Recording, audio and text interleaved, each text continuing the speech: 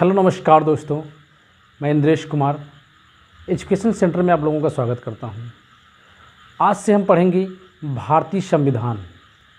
भारतीय संविधान की सभी वीडियो आपको फ्री में मिलेंगी और भारतीय संविधान को पूरा करेंगे जीरो लेवल से लेकर हाई लेवल तक। जितने भी क्वेश्चन बनते हैं सबको कवर करेंगे। यदि चैनल पर पहली बार विजिट कर रहे हैं तो चैनल को सब्सक्राइब करें और बेल आइकन को जरूर दबाएं, जिससे कि आपको सभी विषय की फ्री क्लासेस मिलती रहें।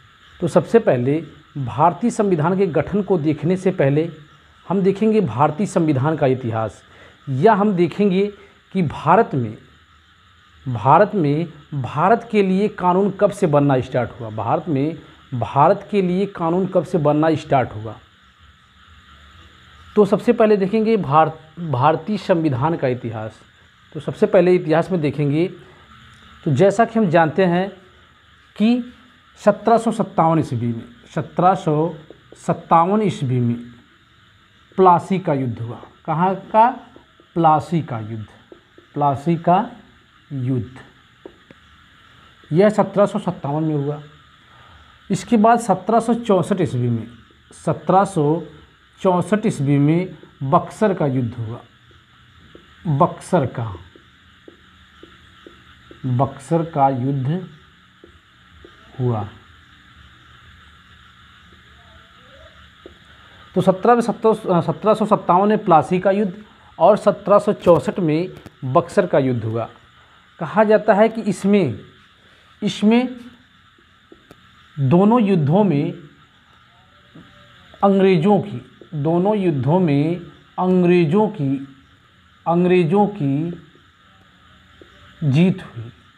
की जीत हुई।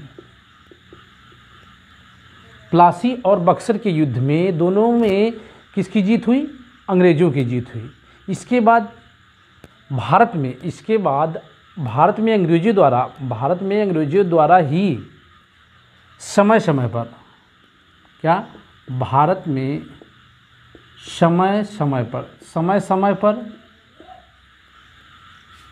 समय पर एक्ट पारित होने लगा।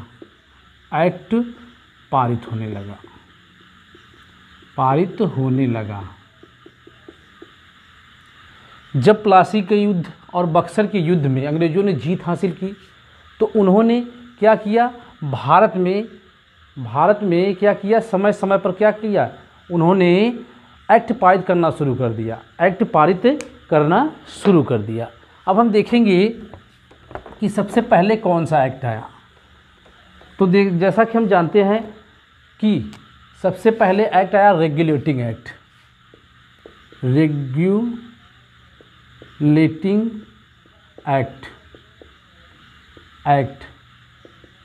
यह एक्ट आपका 1773 ईस्वी में आया। 1773 ईस्वी में आया। रेगुलेटिंग एक्ट कब आया? 1773 ईस्वी में। यह कहा जाता है कि कंपनियों को नियंत्रित करने के लिए, इसका लक्ष्य क्या था कि कंपनियों को नियंत्रित करने के लिए इसकी स्थापना की गई। किसकी? रेगुलेटिंग एक्ट की। कब की गई? 1773 ईस्वी में।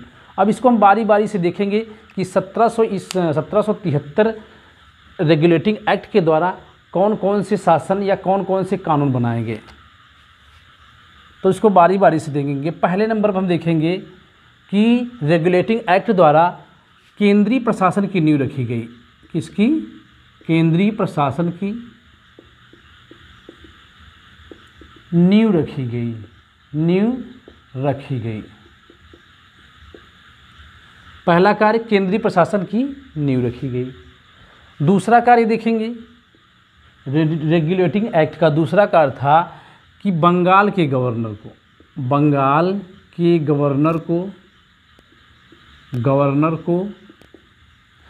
बंगाल का गवर्नर जनरल बना दिया गया।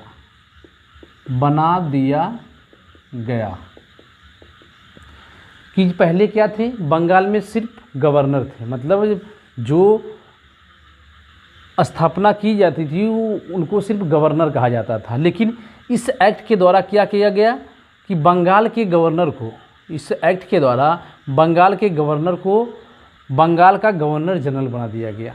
किसके द्वारा? 1773 रेगुलेटिंग एक्ट के द्वारा।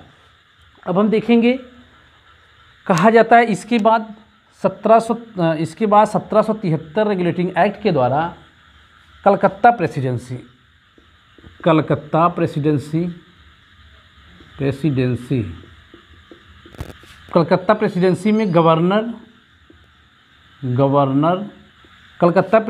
में गवर्नर जनरल प्लस 4 पार्षद सदस्य, चार पार्षद सदस्य क्या की नियुक्त की गई। क्या की गई? कलकत्ता प्रेसिडेंसी के द्वारा गवर्नर जनरल प्लस 4 पार्षद सदस्य की नियुक्ति की गई। यह हम परिषद भी कह सकते हैं। अब हम देखेंगे कि यह जो बंगाल का गवर्नर था, इसको जब बंगाल के गवर्नर जनरल में कन्वर्ट किया गया तो सबसे पहले किस व्यक्ति को गवर्नर जनरल बनाया गया?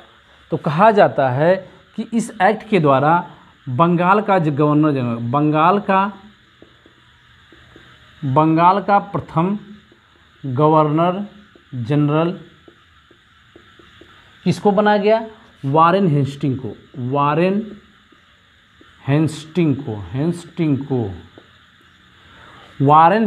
को बंगाल का प्रथम गवर्नर जनरल बनाया गया। किसके द्वारा? 1773 रेगुलेटिंग एक्ट के द्वारा। इसके बाद आपका 1774 ईस्वी में भारत में प्रथम उच्चतम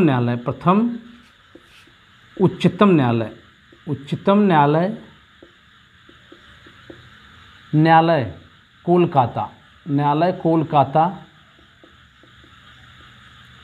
की स्थापना की गई।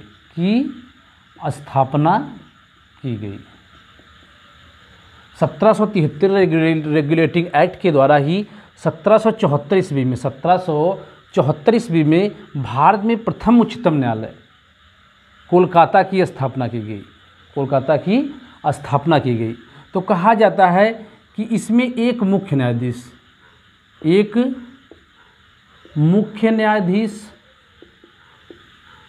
न्यायाधीश और प्लस 3 अन्य न्यायाधीश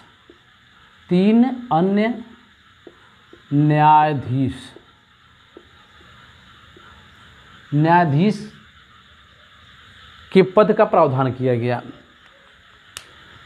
एक मुख्य न्यायाधीश और 3 अन्य न्यायाधीश के पद का प्रावधान किया गया। यदि कहा जाए कि 1774 में कोलकाता उच्चतम न्यायालय की स्थापना की गई तो इसका प्रथम मुख्य न्यायाधीश कौन थे या प्रथम मुख्य न्यायाधीश कौन थे? तो कहेंगे जो एक मुख्य न्यायाधीश होता है वह कौन थे? प्रथम सर एलिजा इम्पे। यह क्या थे? कोलकाता उच्चतम न्यायालय के क्या थे? प्रथम मुख्य न्यायाधीश थे, सर एलिजा इम्पे। अब हम देखेंगे यह 3 अन्य न्यायाधीश कौन कौन थे। तो पहले थे आपके चैम्बर्स,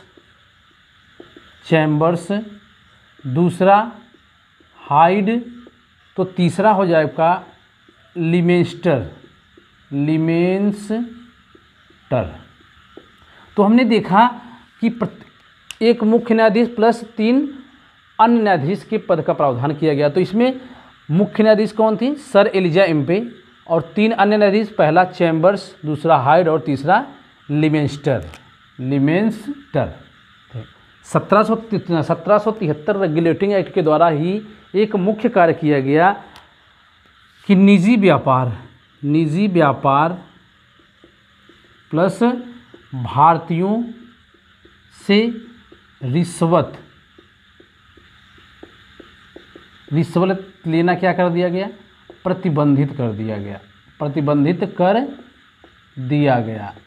मतलब कि निजी व्यापार, चाहे कोई निजी व्यापार कर रहा हो, या भारतीयों से क्या कर दिया गया, जो रिश्वत ली जाती थी उसको क्या कर दिया गया, समाप्त कर दिया गया, उसको क्या कर दिया गया, समाप्त कर दिया गया।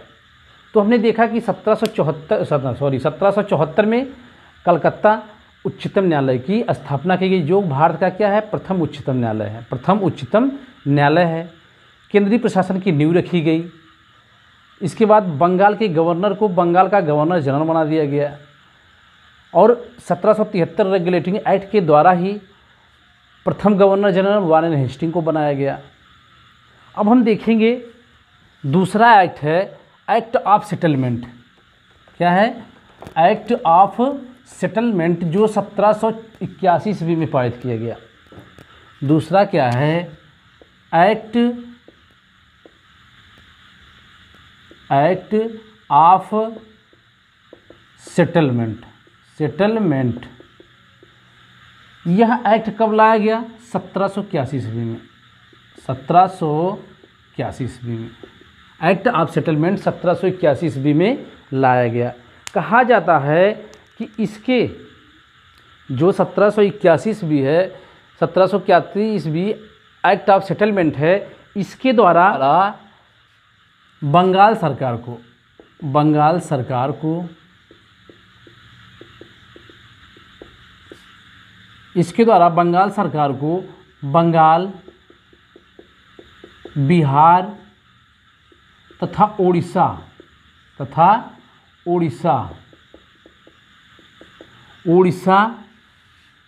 के लिए कानून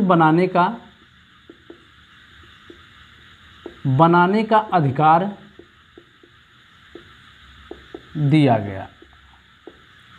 कि एक्ट ऑफ सेटलमेंट जो है, इसका मुख्य कार्य क्या है कि इसमें बंगाल सरकार को यह अधिकार दिया गया कि बंगाल सरकार बंगाल, बिहार तथा उड़ीसा के लिए विधि या कानून बना सकता है। इसके बाद आया पिट्स इंडिया एक्ट। क्या आया, पिट्स इंडिया एक्ट। इसके बाद आया आपका पिट्स इंडिया एक्ट। यह एक्ट कब आया, 1784 ईस्वी में। 1784 ईस्वी में पिट्स इंडिया एक्ट लाया गया। कहा जाता है कि इसका मुख्य कार्य, यदि पिट्स इंडिया एक्ट का मुख्य कार्य या इसका लक्ष्य या यह किस लिए यह बनाया गया, यह एक्ट किस लिए बनाया गया, तो कहेंगे कि इसमें दोहरे प्रशासन की नींव रखी गई, या कह सकते हैं दोहरे प्रशासन का प्रारंभ किया गया। अब हम देखेंगे दोहरा प्रशासन। यह दोहरा प्रशासन से मतलब क्या है, तो दोहरे प्रशासन से मतलब है, पहला है आपका बोर्ड ऑफ डायरेक्टर्स।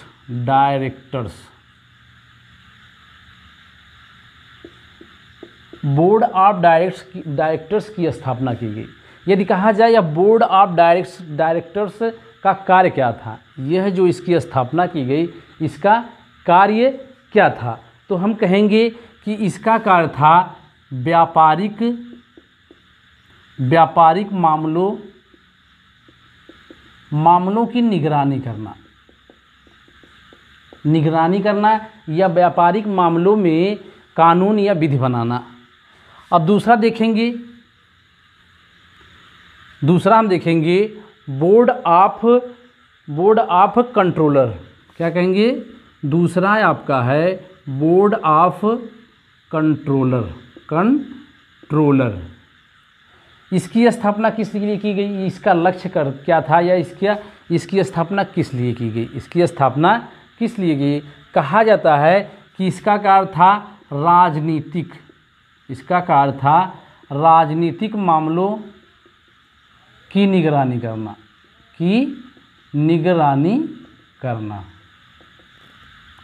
जो आप बोर्ड ऑफ कंट्रोलर की स्थापना की गई। इसका कार्य था कि राजनीतिक मामलों की क्या करना, निगरानी करना, या राजनीतिक मामलों में विधि या कानून बनाने का प्रावधान या अधिकार था।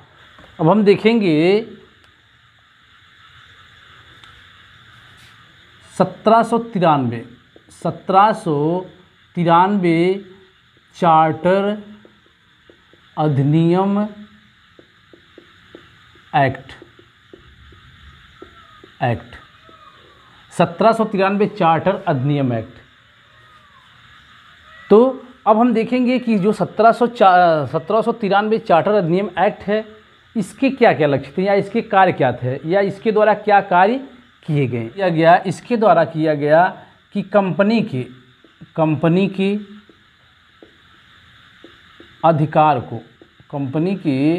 अधिकार को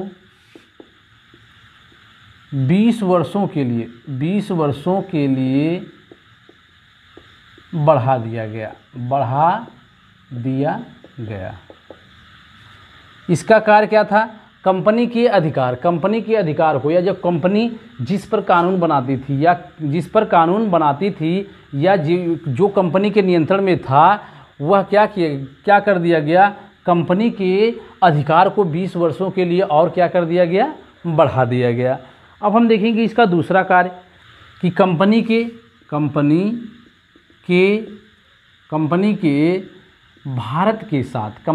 भारत के साथ व्यापार का क्या कर दिया गया, एकाधिकार छीन लिया गया। इसके द्वारा कंपनी के भारत के साथ व्यापार का एकाधिकार क्या कर दिया गया, छीन लिया गया। मतलब कि क्या है कि कंपनी ही सिर्फ व्यापार कर सकती है, इस अधिकार को क्या कर लिया गया, छीन लिया गया। परंतु कहा जाता है कि यह क्या था, यह चीन के साथ लागू था। लागू था, वो भी कितने वर्षों के लिए, 20 वर्षों के लिए। किसके साथ, चीन के साथ लागू था, लेकिन भारत के साथ क्या कर दिया गया, समाप्त कर दिया गया। इसके बाद देखेंगे हम 1813 ईस्वी का चार्टर अधिनियम, या कहीं कहीं दिया होता है कि 1813 ईस्वी का अधिनियम। कहेंगे कि इसका लक्ष्य क्या था, या इसकी स्थापना क्यों की गई। तो इसकी स्थापना इसके लिए की गई कि भारत में क्या कहा गया, भारत में ईसाई पादरियों को आने की अनुमति प्रदान की गई। इसके द्वारा भारत में ईसाई पादरियों को क्या किया गया, आने की अनुमति प्रदान की गई। किसके द्वारा, 1813 ईस्वी का चार्टर अधिनियम एक्ट के द्वारा। इसके बाद हम देखेंगे 1833 ईस्वी का चार्टर अधिनियम। अब हम देखेंगे इसके लिए क्या लक्ष्य थे। जो 1813 ईस्वी का चार्टर अधिनियम पारित किया गया, लाया गया, स्थापना की गई, इसका लक्ष्य क्या था। तो हम कहेंगे कि पहला इसका कार्य यह, उसका मुख्य कार्य क्या था कि कंपनी के अधिकार को पूर्णतः समाप्त कर दिया गया। कंपनी की अधिकार को क्या कर दिया गया, पूर्णतः समाप्त कर दिया। मतलब पूर्णतः समाप्त करने का मतलब कि कंपनी के जो कानून या विधि या कानून बनाती थी, उस अधिकार को क्या कर लिया गया, छीन लिया गया। अब हम देखेंगे दूसरा मुख्य कार्य है कि जो बंगाल का गवर्नर था, बंगाल के गवर्नर जनरल को भारत का गवर्नर जनरल बना दिया गया। 1833 ईस्वी चार्टर अधिनियम के द्वारा बंगाल के गवर्नर जनरल को भारत का गवर्नर जनरल बना दिया गया। मतलब कि जो सिर्फ बंगाल में गवर्नर जनरल था, अब वह क्या करेगा, वह पूरे भारत का गवर्नर जनरल होगा या पूरे भारत के लिए कानून बना सकता है। कि कानूनी संबंधी शक्तियाँ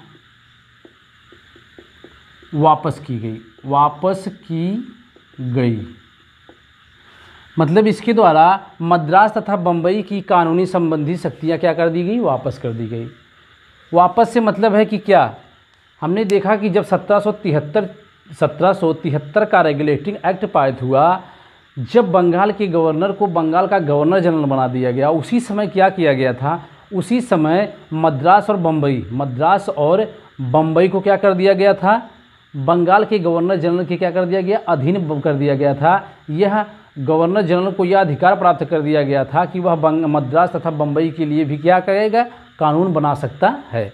तो लेकिन 1833 ईस्वी चार्टर अधिनियम के द्वारा क्या किया गया, मद्रास तथा बम्बई को क्या कर दिया गया, उनको, इन राज्यों को क्या करें, इनकी शक्तियाँ वापस कर दी गई कि इन राज्यों के क्या हैं, गवर्नर जनरल या जो भी पदाधिकारी होंगे या अपने राज्य के लिए अलग कानून बना सकते हैं। इसके बाद किया गया भारत में दास प्रथा। इसके बाद इसका मुख्य कार्य, भारत में दास प्रथा विधि विरुद्ध घोषित किया गया तथा 1843 ईस्वी में इसका क्या कर दिया गया, उन्मूलन कर दिया गया।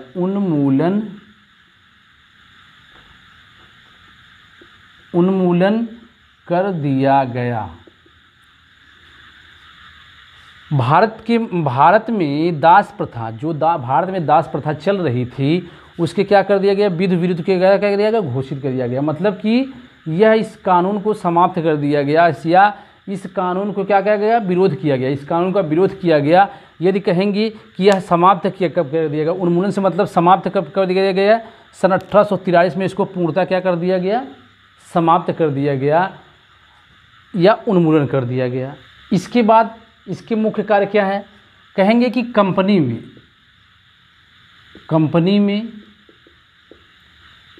पद धारण करने के लिए धर्म, जन्म स्थान,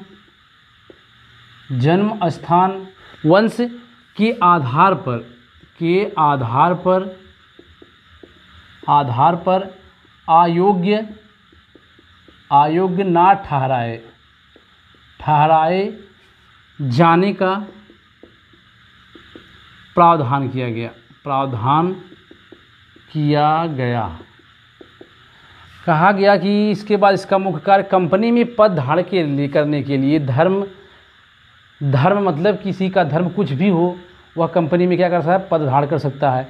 या इसका जन्म स्थान कहीं भी हो, वह पद धारण कर सकता है। रंग या मूल वंश पर क्या किया जाता था, भेदभाव किया जाता था। कंपनी क्या करती थी, पहले रंग या धर्म या जन्म स्थान पर के आधार पर क्या करती थी, वह भेद करती थी। लेकिन उसको क्या कर दिया गया, उसको अयोग्य ना ठहराए जाने का क्या किया गया, प्रावधान किया गया कि कंपनी इसको अयोग्य ठहरा नहीं सकती। इसको अयोग्य किसके स्थान पर, धर्म, जन्म स्थान या रंग या मूल वंश के आधार पर। बल्कि क्या करेगी कंपनी, यदि कंपनी में जो भी पद धारण करता हुआ क्या करेगा, अपने गुण या अपने शिक्षा के बल पर क्या करेगा, कंपनी में पद धारण कर सकता है। चाहे वो, यदि उसकी शिक्षा अच्छी है तो उच्च पद पर, या उसकी शिक्षा कम है तो क्या, निम्न पद पर। अब देखेंगे इसका अगला मुख्य कार्य कि जो भारत का गवर्नर जनरल है, भारत का गवर्नर जनरल जो है, इसको क्या कर दिया गया, इसको अधिकार दिया गया कि पूरे देश के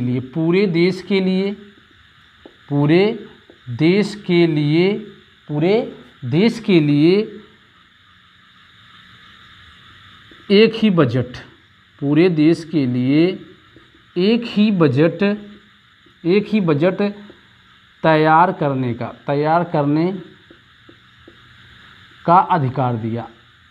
अधिकार दिया।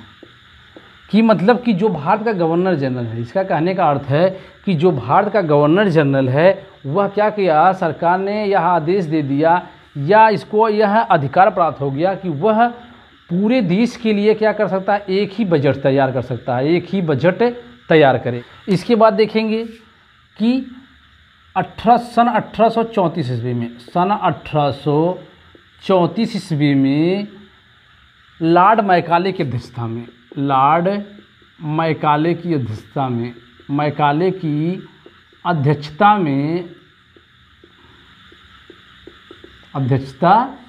में लॉर्ड मैकाले की अध्यक्षता में विधि आयोग का गठन किया गया। किसका?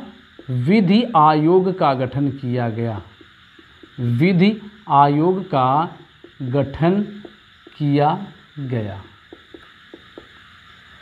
तो इसका और एक मुख्य कार्य क्या था कि सन 1834 ईस्वी में, सन 1834 ईस्वी में लॉर्ड मैकाले की अध्यक्षता में किस आयोग का गठन किया गया? विधि आयोग का गठन किया गया। तो आज के लिए दोस्तों इतना ही। ये भी पार्ट 1 है। अब इसी से पार्ट 1, पार्ट 2, पार्ट 3, पार्ट 4 इसी से पूरा संविधान हम पढ़ेंगे। वो भी आपको फ्री क्लासेस मिलेंगी।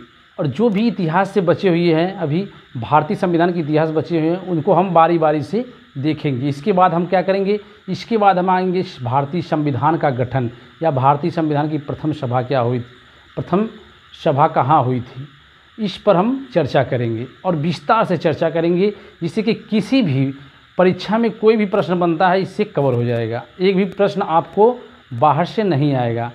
इसलिए आप सपोर्ट करें, चैनल को सब्सक्राइब करें और बेल आइकन को जरूर दबाएं।